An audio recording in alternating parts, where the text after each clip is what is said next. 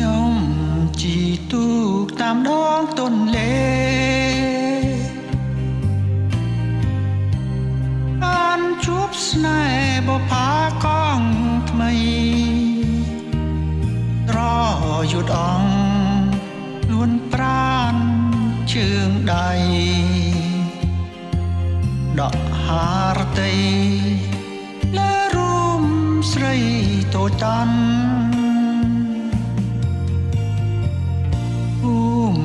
សង្សារបានចា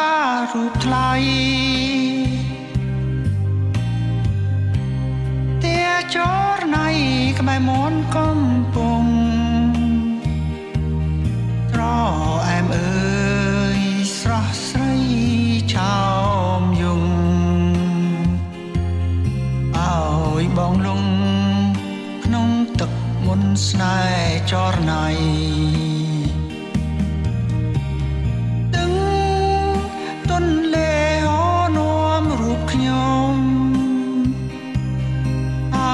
ជុំមុំជាគូស្នេហា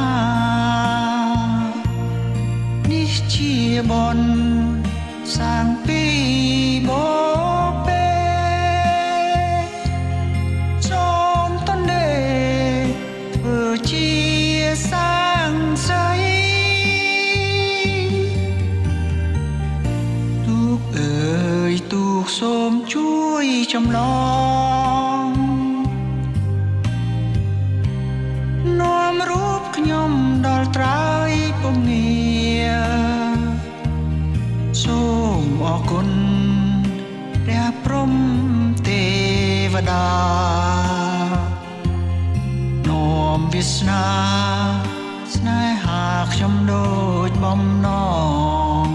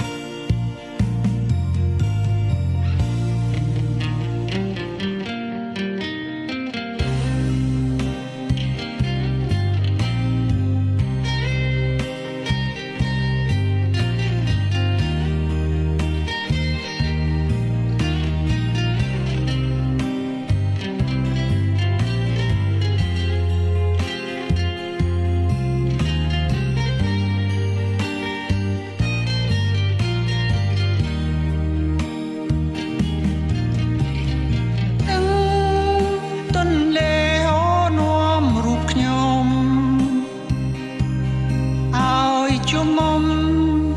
ជាគូស្នេហានេះជាបុណ្យសាងពីបពេ